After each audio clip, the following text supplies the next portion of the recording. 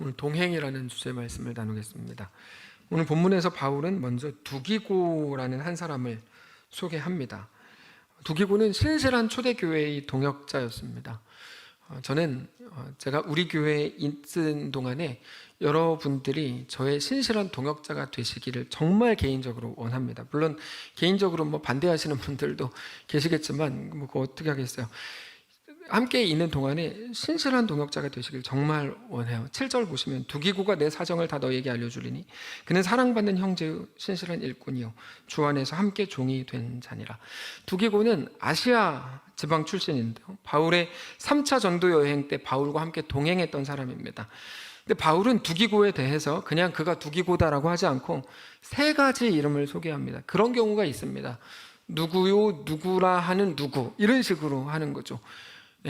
여기서도 보면 예를 들면 예전에 마띠아인가요? 예수님의 12제자 중에 가룟 유다가 죽고 나서 사도행전에서 제자들끼리 또 한 명의 예수님의 12제자 12이라는 숫자를 채우기 위해서 제비뽑기로 뽑을 때 그때 마띠아가 한 명 나오고, 마띠아가 뽑히긴 뽑혔는데 마띠아의 상대 후보가 누구였냐면 유수동 누구 요셉, 하여튼 이런 식으로 같은 사람을 3번이나 반복해서 별명으로 이렇게 소개하는 장면이 있거든요. 여기가 그래요. 사랑을 받는 형제, 신실한 일꾼, 주 안에서 함께 된 종, 이렇게 소개해요. 두기고에 대해서. 두기고에 대한 바울의 이런 평가는 굉장히 소중합니다. 아주 소중합니다. 우리가 인정받기 위해서 하는 건 물론 아니지만 함께 동역하는 사람들에게 받는 인정은 아주 큰 힘이 될 겁니다. 특별히 두기고에 대한 평가를 보면 이게 단지 그는 이거를 잘한다, 이런 능력이 있다, 꼭 필요한 사람이다, 이런 게 아니고 정확히 말하면 우리의 길에 함께 걸어갈 수 있는 사람이다, 이런 의미에서 이게 정말 큰 칭찬입니다. 우리와 함께 걸어갈 수 있는 사람이다. 여러분, 함께 걸어갈 수 없는 사람은 믿음이 다른 사람이죠. 믿음이 다르면 함께 걷기 어렵습니다. 오전에도 충분히 말씀을 드렸는데요, 근데 함께 걸어갈 수 있다는 건 사실 같은 믿음을 가졌다는 말이거든요. 결국에 우리가 이 땅을 살아갈 때 가장 중요한 건 함께 걷는 겁니다. 신앙은 절대 혼자 걷는 게 아닙니다. 바울은 계속해서 그 얘기를 합니다. 함께 걷는 거.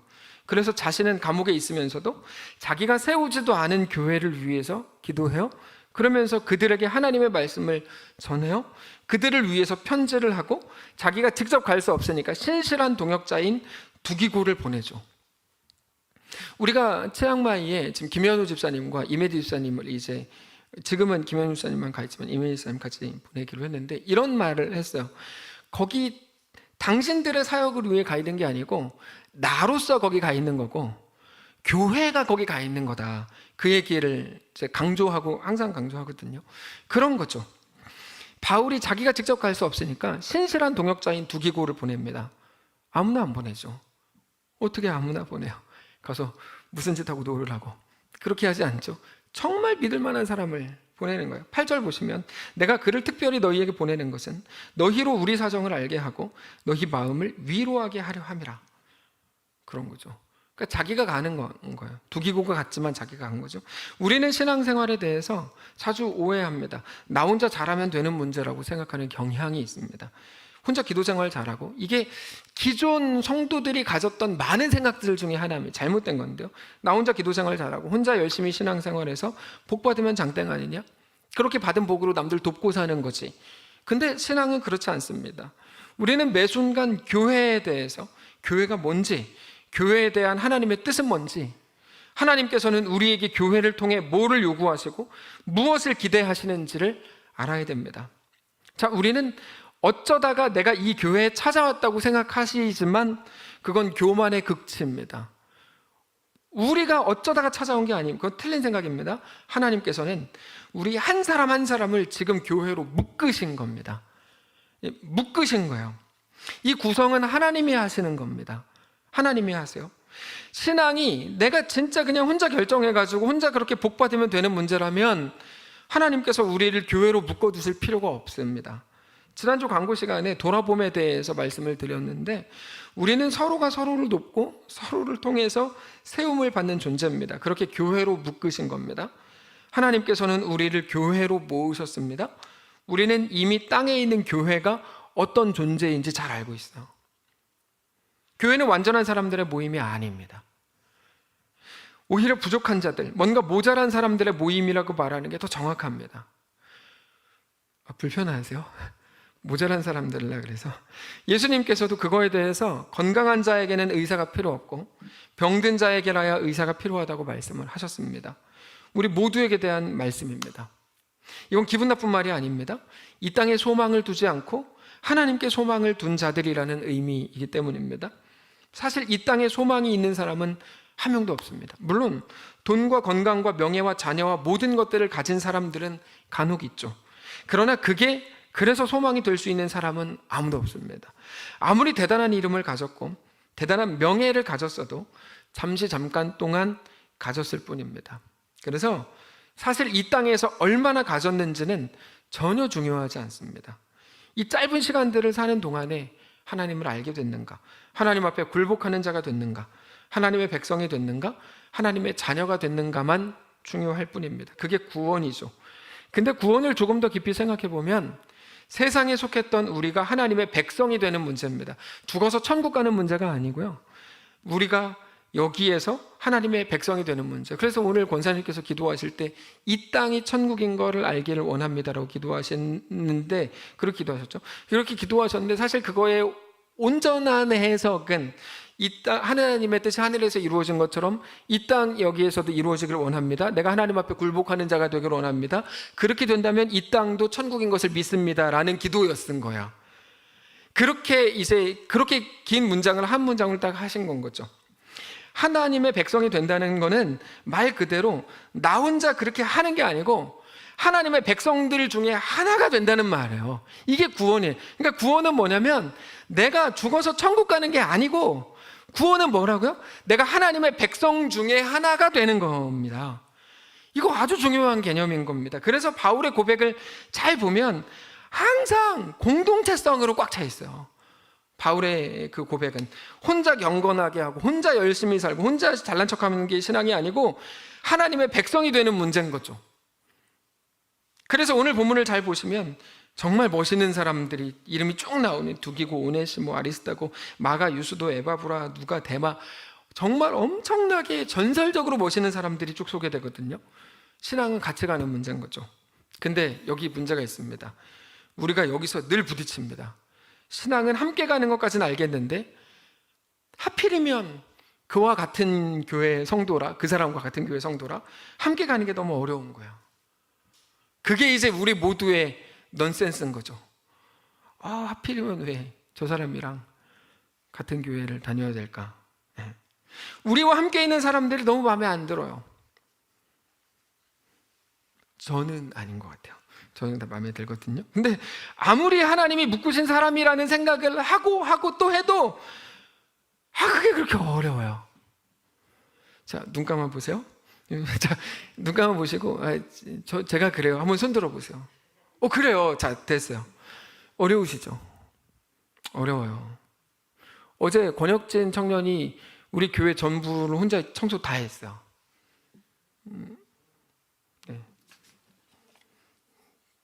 네, 훌륭한 거죠.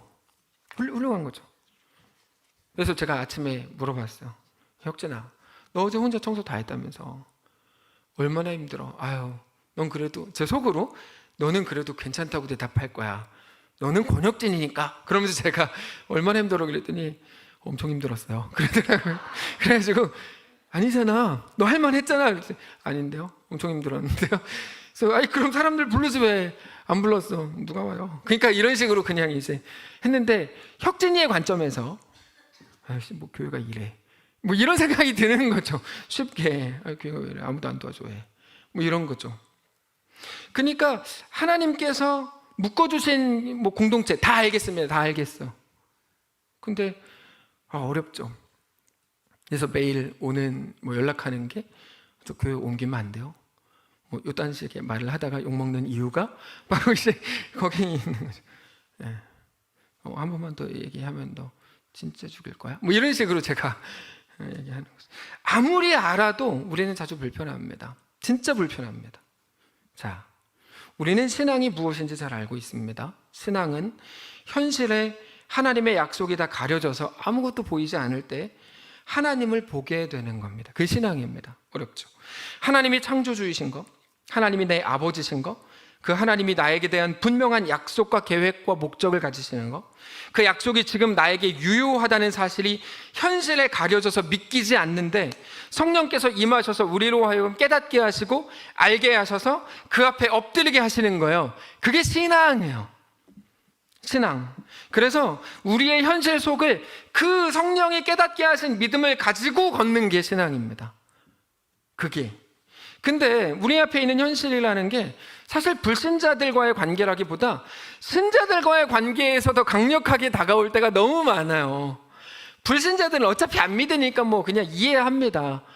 저는 진짜 불신자들이 이해가 돼요. 저분들 이해가 된다. 그분들이 아무리 이상한 짓을 해도 이해가 돼요. 막 교회 엄청 막 욕해도 이해가 돼요. 진심으로 이해가 돼요. 저는 온유한 사람이니까 저는 다 이해가 돼요. 욕할 수 있지, 예수 안 믿으니까. 근데 예수 믿는 사람들은 전 이해가 안 돼요, 진짜. 그래서 저는 예수 믿는 사람들이 그렇게 이해가 안 돼요. 무슨 말을 하면 예수 믿는다고 하면서 왜 저러는지 그거를 모르겠어요. 2부 예배 때 1부 예배 때 말씀을 드렸죠. 결국에 그게 우리의 현실이거든요. 어차피 그들은 안 믿는 사람들이니까 그렇다 치자. 근데 너는 믿잖아. 근데 왜 그렇게 해야 하는 거야? 이게 이제 이해가 안 되는 거예요. 결국 오늘 설교는 제 이야기네요. 우리는 불신자들과의 관계라기보다 신자들과의 관계에서 우리 현실이 더 강력하게 다가옵니다. 기대가 없으면 실망은 없습니다. 근데 교회 안에는 기대를 하잖아요. 기대를. 목사님이 그럴 줄 몰랐어요. 그럼 기대했다는 거잖아요. 기대했다는 거잖아요. 그러다 보니까 실망이 더 큰 거예요.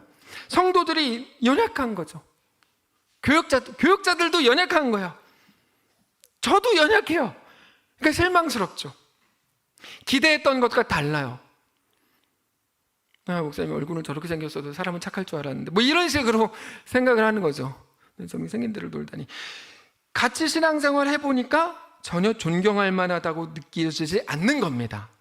여러분, 그게 교회에 있는 성도들의 가장 큰 현실입니다. 이건 우리만 갖는 생각이 아니에요. 성경에도 계속해서 사실 나오는 개념들이에요. 같이 신앙생활 하기 전에는 멀리서 볼 땐 좋았거든요. 가까이서 보니까 존경할 만하다고 느껴지지 않는 거죠.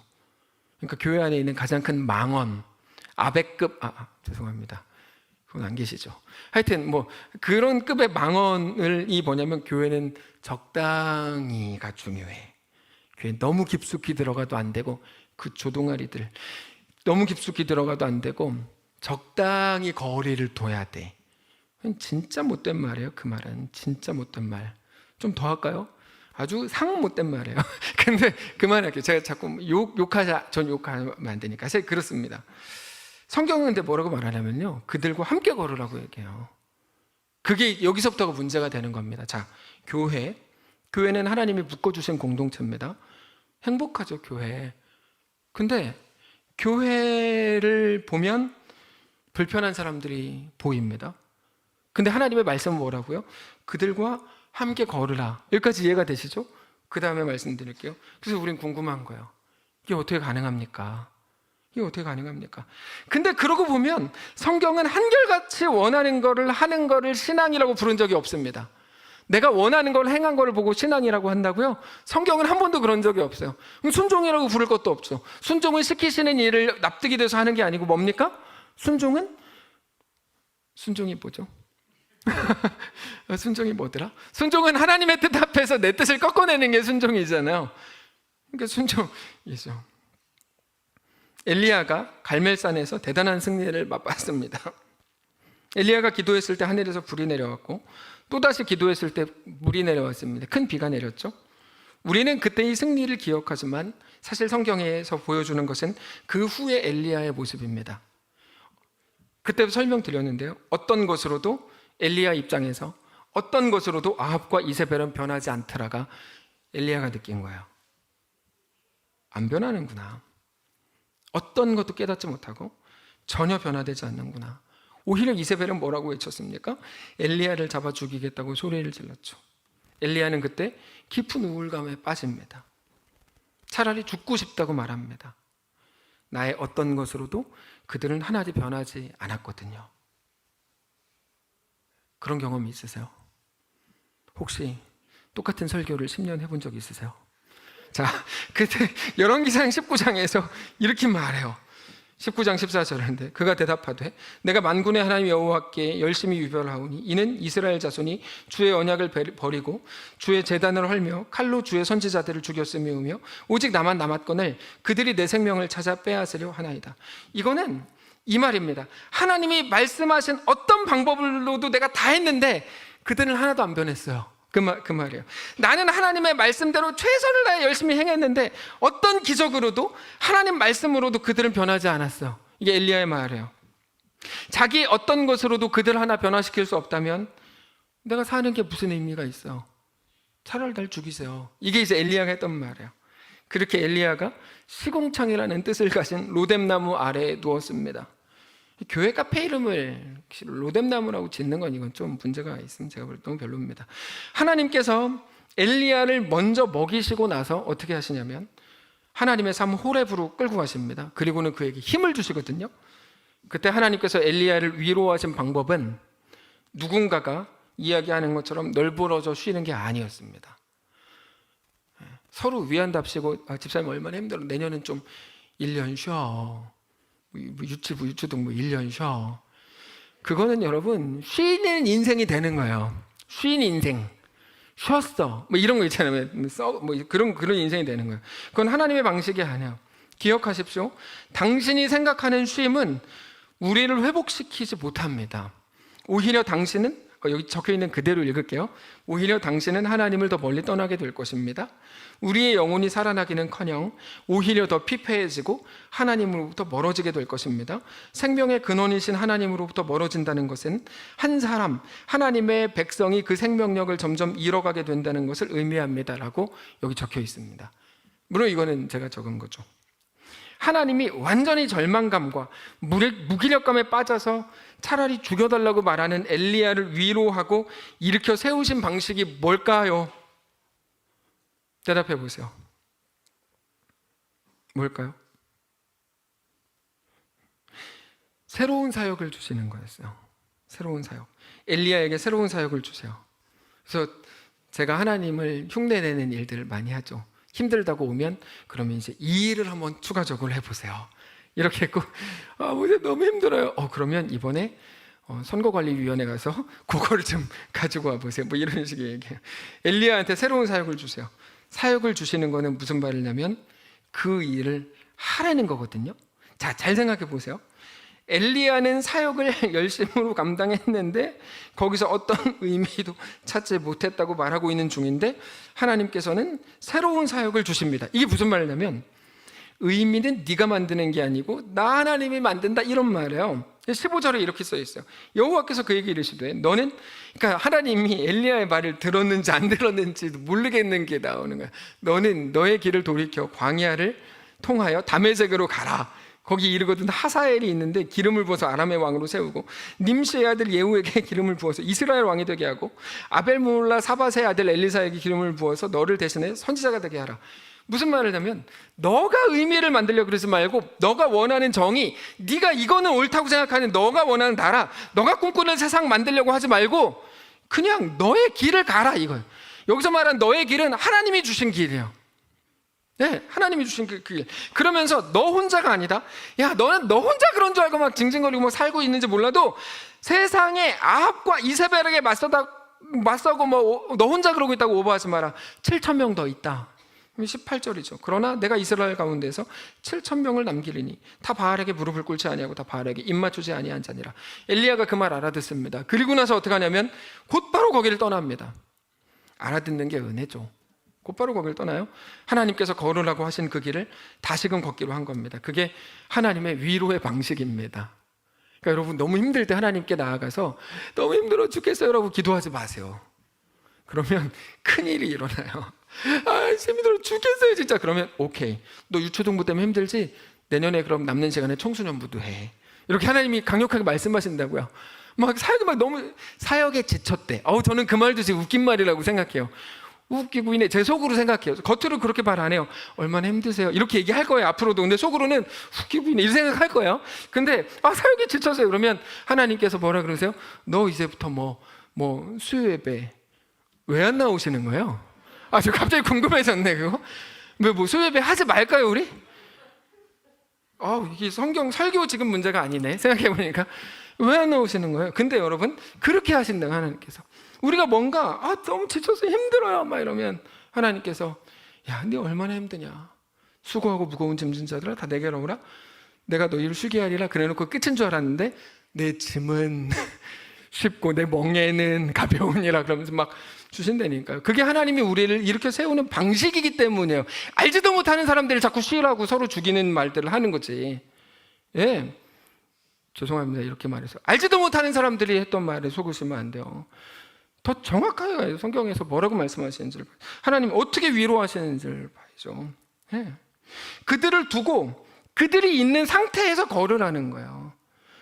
자, 열왕기상 19장에 어디 그 다음에 이세벨 이야기가 나옵니까? 하나님이 그 사람들 관심도 없어요. 이 엘리야의 마음속에는 그 사람들이 너무 힘들거든요. 하나님은 그 사람들에 대한 말도 안 해요. 야, 너 오케이, 너 힘들다고? 그럼 너 아람 왕 세우고, 너 이스라엘 왕 세우고, 엘리사 네 후계자 세우고, 뭐 계속 그렇게 하시는 거예요. 하나님께서 그들이 있는 상태에서 걷는 거예요. 우리는 그들을 없애주면 걷겠다고 했는데 하나님은 그들을 두고 걸으라는 거죠. 그게 교회입니다. 교회는 그래서 마음에 안 드는 사람이 있어서 떠나는 거는 그건 말도 안 되는 짓입니다. 제가 아는 신앙 상식으로는 그래요. 말도 안 되는 거예요. 그거는. 신앙은 장애물 경기와 같습니다. 2인 삼각과 같아요. 그래서 묶어놓는 거죠. 가는 거죠. 우리는 그거를 다 결혼을 통해서 경험하셨겠지만 넘어가겠습니다. 자, 우리는 마음에 안 드는 사람을 보면서 그게 이해가 안 되고 도대체 무슨 사역을 하려는 건지 그거를 받아들이지 못하지만, 아직도 못 알아들었습니다라고 내가 항변하지만, 그러나 우리가 해야 될 일은 내가 원하는 정의, 내가 원하는 세상을 만드는 게 아닙니다. 우리에게 하나님이 주시고 맡기신 그 길을 그저 걷는 겁니다. 그러니까 믿음으로 걷는 거죠. 어떤 믿음이요? 나에게 말씀하신 하나님은 완전하시다는 믿음이죠. 그렇게 하나님은 우리를 자라나게 하실 거라는 믿음입니다. 그 하나님의 선한 손에 도우심이 있음을 알고 믿는 겁니다. 내가 그렇게 하나님의 백성이 될 것을 믿는 거죠. 구원은 뭡니까? 죽어서 천국 가는 문제가 아니고 하나님의 백성 중에 하나가 되는 거거든요. 다만 나도 받으신 하나님께서 저 사람도 받아주시기를 원합니다 정도는 기도할 수 있겠죠. 예. 근데 막 저 사람을 망하게 해주시고 막 죽여주시고 우리 교회를 떠나게 해주시고 막 이렇게 얘기하지는 마세요. 예. 그러지 마시고 나도 받으신 하나님께서 저 사람도 받아주시기를 원합니다. 이거 참 세련된 기도 같아요. 너무 세련되잖아요. 옆에 사람 보고 한번 그렇게 해보세요. 나도 받으신 하나님께서 이 사람도 받아주시기를 원합니다. 양권사님 빨리 하세요. 자, 어쨌든 그렇습니다. 말씀을 정리하겠습니다. 오늘 그 사실을 깊이 묵상하게 되시기를 원합니다. 사실 오늘 본문에 나오는 사람들도 다 마찬가지였을 겁니다. 이름은 대단한데요, 부족함이 있고 실수가 많은 사람들입니다. 근데 하나님은 그들을 쓰시더라는 거죠. 사람들은 너 약하다, 너 부족하다고 얘기하는데 진짜겠죠. 근데 하나님은 그들을 쓰시더라는 거예요. 대표적으로 마가 요한 이런 사람은 대표적으로 뭐 일 저지른 사람이잖아요. 바울랑 같이 전도여행 다닐 때 그 사람 때문에 전도여행 다 망칠 뻔했거든요. 갑자기 뭐 이탈해가지고. 근데도 놀랍게 오늘 본문에 또 등장하죠. 그 사람들의 이름이 나오는 이 사람들은 그들이 대단한 게 아니라 그러므로 연약한 사람들이었음에도 불구하고 하나님이 그들을 쓰신 겁니다. 오늘 우리도 마찬가지입니다. 하나님은 우리가 완전해서 쓰시는 게 아니고 연약하지만 그럼에도 우리를 세우시기 위해 쓰십니다. 하나님은 우리가 그들과 연합하는 것이 하나님의 뜻이라고 소개하십니다. 그게 동행인 겁니다. 동행은 끔찍한 일입니다. 너무 어려운 일입니다. 이런 이야기 갑자기 생각나네요. 우리 최지현 집사님이 지금 뱃속에 아기가 있잖아요. 입덧이 막 너무 심하대요. 입덧이. 전에는 같은 냄새도 그냥 뭐 괜찮게 맡았는데 지금은 너무 역해서 실제로 토한대요. 그래서 뭐라 그랬는데 입덧이 있고 토덧이 있다 그랬나? 하여튼 둘 중에 뭐가 있다 그랬는데 제가 그 입덧 나는 내가 했어, 이렇게 얘기했죠. 입덧을 남편이 한다는 건 놀라운 사랑의 증표야. 이렇게 네 남편은 안 했지? 이렇게 이제 그 얘기는 아니지, 그 얘기를 했어. 네.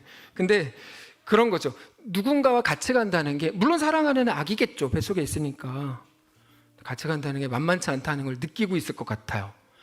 생명이 생명을 낳는다는 게 진짜 만만치 않구나, 이걸 느끼지 않겠어요?